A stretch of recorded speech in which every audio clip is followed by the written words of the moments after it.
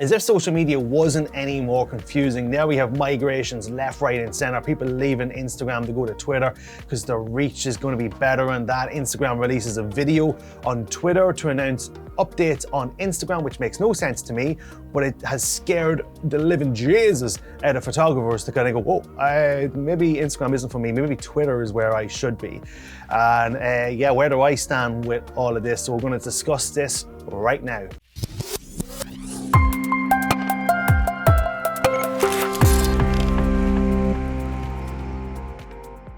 Well, how's it going? I'm Mark Duffy, welcome to my channel. And like I said, let's talk about social media, my thoughts on it, what is happening to it in general. Not that I take full note of everything, I've just been aware of a few things lately. Okay, firstly, I'm not going to pretend like I know the whole ins and outs of all of this.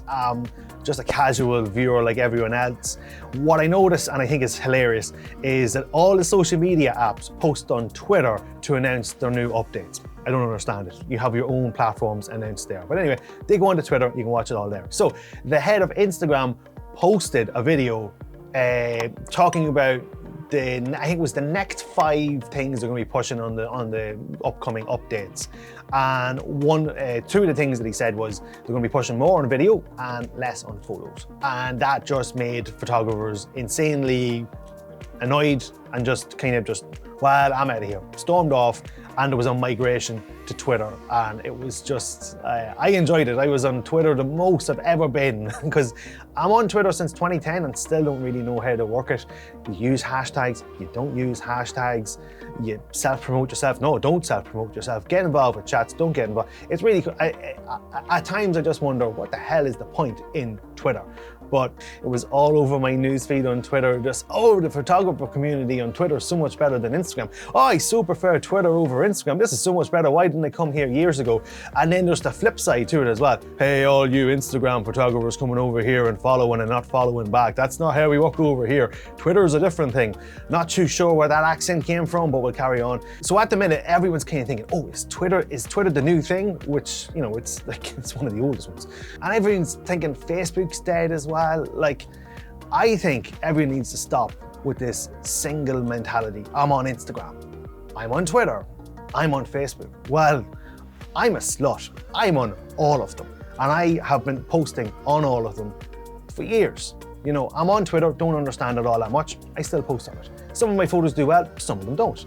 I recently just hit 10,000 followers on Facebook, and then a week later they granted me a blue tick because they reviewed my page, and my Instagram page had a blue tick, so fluke. It was a fluke I got a blue tick in the first place on Instagram. Now I have it on both. Woo! But it doesn't give you anything other than bragging points to my Facebook friends on my profile. Way, am I a celebrity now?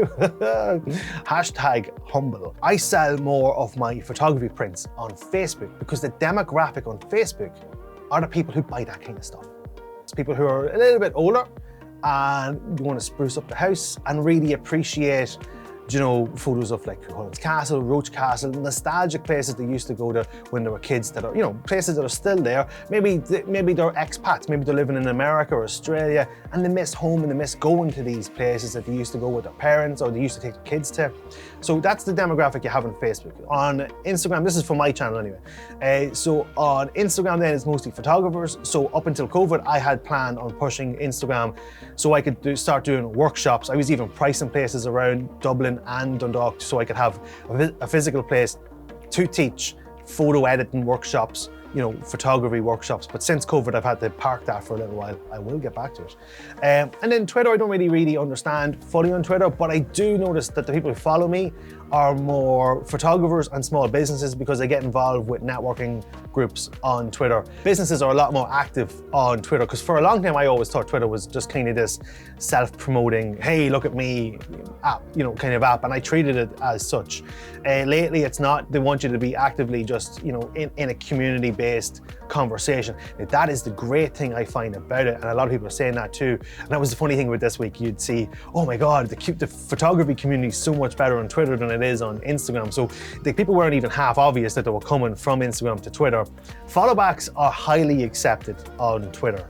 On Instagram, no, they're not. Like, we all know the history of my page and people's feelings. Yes, I did the practice of followbacks back in the day, but I didn't do it fully the way everyone else kind of did it, you know, where I would unfollow everyone I followed. If you follow me back, I didn't unfollow you. Just go look at my page now, still follow 5,000 people because they follow me back. And a lot of those people I've gotten friendly with. So, you know, I didn't really treat Instagram the way everyone else kind of treated themselves. I've got 10,000 followers and I follow 10 because I'm a celebrity. No, you're not. We see through that. So there is practices that you do not do from Instagram to Twitter. Just this morning, I joined Clubhouse. So I've been trying to get onto Clubhouse for ages. Johnny Keeley actually had sent me an invite back in March, but it wasn't available on Android, and so I've been waiting. So I saw that it was eventually available on Android. It might be out on Android a while, I just didn't notice until this morning. I joined it, joined in a few rooms, pretty cool. It's similar, I've had some experiences with the Twitter Spaces. So this is where, you know, with the social medias, there's a lot of copying and pasting around the whole place. Like YouTube has Shorts, TikTok is TikTok, Instagram has Reels. Has Twitter brought that one out as well? So there's a lot of copying around because they all want to kind of do, you know, I don't see where the problem is with having TikTok does what TikTok does, you know, which is kind of, initially was kind of like Dub Smash mixed with Vine. But then, you know, like Instagram just wants to copy too many things, and I think they're stretching themselves out too much, that they want to be the most popular person in the room. And the person who tries too hard in the room is usually the person no one likes. It's kind of Instagram and it's kind of the user's fault. It's both our faults. They want to push what's popular. Problem is, we've all got to this standard, including myself. We've all got to this standard of photography that mediocre is no longer. Yeah, who cares? We want to see the unobtainable now. We want you to do focal length blending with some focus stacking, all blended together with a nice over-the-top exposure blend. Just make it completely unattainable that when you get to these lovely landscape shots and locations, you're kind of like, you look more impressive on Instagram. Like, where's the Milky Way? Like they said, they photographed this at 12 noon. I can't see the stars from here. I've got this. How is this even possible? You know, there is some of that, you know, going on. Now, the one point I should bring up as well is when people are talking about social media, there's one grandmaster that no one ever talks about because it's so difficult to do well on it. That the people who are mediocre at stuff, who bitch and moan all the time about the algorithm this, the algorithm that, my photos don't do well. The one thing that they will never ever complain about is YouTube, because YouTube is so difficult to do well, because there is a standard. And maybe that's the problem. Maybe that is the problem with social media. We've all got great at doing things.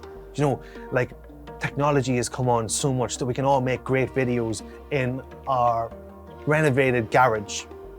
It's basically what this room is. It's a renovated garage, you know, designed for a drum kit. We've got ourselves to this point where we're all ridiculously talented people. If we all just took a simple step back and had a look and reassessed where we started from and where we are right now, you'll find that you are a mile away from where you were. You may have actually surpassed your initial goals by a landslide. The problem is, you're still relative to everyone else around you. So where you were comparing yourself to one person who's really good, and then you kind of subconsciously surpass that, you go on to someone else. So you're always aspiring to get up that ladder. The problem is, you keep adding sections to the ladder, you'll never get to the top. So you'll always find yourself disappointed. So take a step back. In the next week or two, I want you to go back and look at your very first photo. Like if I was to go back and look at my first design as a graphic designer over 12 years ago, like there's a big difference between what I did then and what I do now. And yeah, you just have to sit back, reassess, and see where you are really.